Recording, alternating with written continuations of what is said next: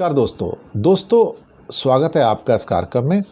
चिराग पासवान को कंट्रोल करने की बात हो रही है भारतीय जनता पार्टी के द्वारा, और उनके चचा जो कि उनके विरोधी भी हैं, पशुपति पारस, उनकी मुलाकात होती है अमित शाह से, और कहीं ना कहीं ये प्रयास किए जा रहे हैं कि उसको वजन दे के चिराग पासवान को संदेश दिया जाए और उसका कद छोटा किया जाए या पर काट दिए जाए, बस वो प्रक्रिया स्टार्ट है।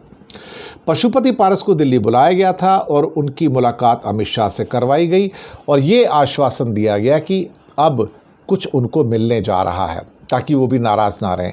उनको किसी राज्य का राज्यपाल या किसी केंद्रीय बोर्ड का अध्यक्ष बनाने की बातें इस टाइम हो रही हैं कि पशुपति पारस इस समय या तो गवर्नर बनाए जाएंगे या फिर उन्हें किसी केंद्रीय बोर्ड का अध्यक्ष बनाया जाएगा।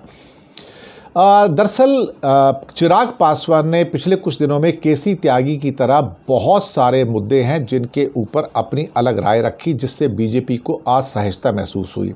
उसमें वक्फ बोर्ड बिल भी था, सरकारी नौकरी में लेटरल एंट्री की बात भी थी, सुप्रीम कोर्ट के अनुसूचित जाति और जनजाति कोर्ट में कैटेगरी की बात थी, क्रीमी लेयर के सवाल थे।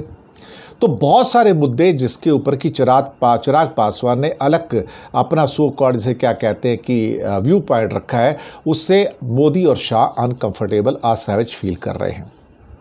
उनको काबू में रखने के लिए, उनके पर काटने के लिए अब पशुपति पारस को आगे बढ़ाया जा रहा है। अब सवाल ये पैदा होता है, क्या यह संभव है?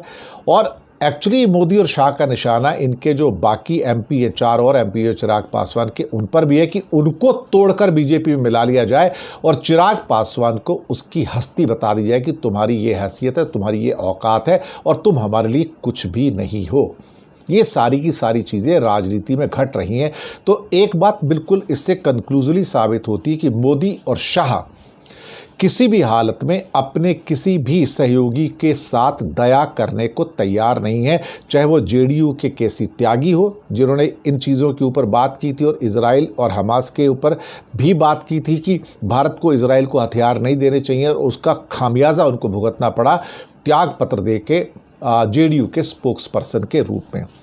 अब वही चाल इसके साथ चली जा रही है। तो ऐसा लग रहा है कि मोदी शाह का जो फौलादी शिकंजा है वो अपने सहयोगियों के ऊपर कुछ काफ़ी भारी हो रहा है, लेकिन अभी फ़िलहाल उनको ऐसा लग रहा है। लेकिन मुझे लगता है कि आने वाले दिनों में शायद चीज़ें उतनी मोदी जी के लिए फेवरेबल ना रहें, क्योंकि अगर वो ज़्यादा इनको दबाने की कोशिश करेंगे तो फिर उसका परिणाम कहीं ना कहीं हो सकता है चिराग पासवान निकलकर इंडिया गठबंधन के पाले में आ जाएं। इस बात का ज्ञान अच्छे ढंग से देखा जाए तो चिराग पासवान को भी है और मोदी को भी है। तो कोई भी एक्स्ट्रा दबाव कामयाब यहाँ पर नहीं होगा। शुक्रिया आपका बहुत बहुत।